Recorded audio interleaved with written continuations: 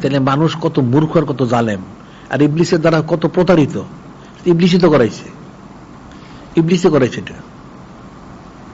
এখনকার এই সমস্ত লোকের এই বংশধর এখন তো সেটাই তো তারা করে, সারাদিন হারাম কাজ করে। কোন এক কাজের কথা বললে এটা দলিল তো তলব করে। মিলাদ শরীফ পড়লে মিলাদ শরীফে দলিল দেন।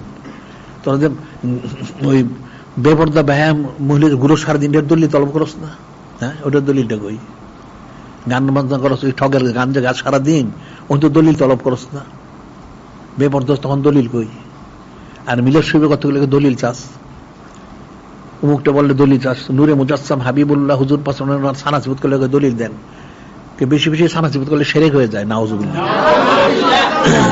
আর ওই বেপর্দা মহিলাদের সাথে চললে শিরক হয় না? বেপর্দা একসাথে সব ইফতারি করলো, দাওয়াত দিল, দাওয়াত খাওয়াইলো, তখন আর তখন দলিল তলব করে নাই? তাহলে সব তো কাফের এক নম্বর, ইবলিসের এক নম্বর কাফের। এগুলি বিষয়গুলি তো কঠিন বিষয়, অনেক ফিকিরের বিষয়। এগুলি এলমে তাসাউফ ছাড়া এগুলি কোনোদিন বুঝবে না। এরা নিজেরা 24টা ঘন্টা হারামের মধ্যে মশগুল, তার হালাটা চিন্তাই করতে পারে না, তার চিন্তার বাইরে জিনিসটা। এখন ইস্তেগফার করা উচিত, বেশি বেশি প্রত্যেকের জিকির ফিকির করা উচিত, দোয়া করা উচিত।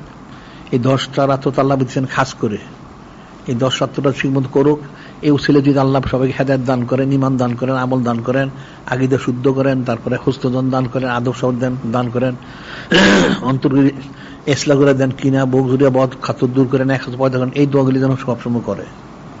এই উসিলে যদি মানুষ ইসলাহ হয়ে যায়, আল্লাহ তো সুযোগ দিছেনি, তো সুযোগটা গ্রহণ করা উচিত। সেটা কয়জন গ্রহণ করে? সেটা তো গ্রহণ করে না।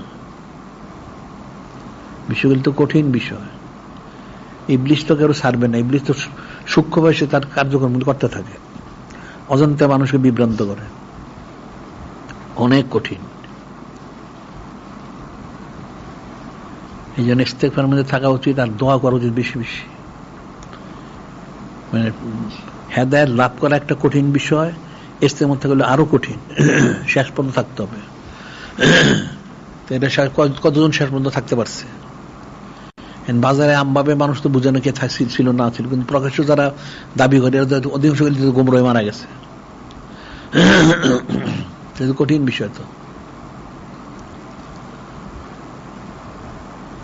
এখন রাত্র যেটুকু আছে ইস্তেগফার তওবা করো, সবাই দোয়া করো, তোমরা সব নিজেরা ইস্তেগফার করো, তওবা করো, তাইলেই হয়ে যাবে।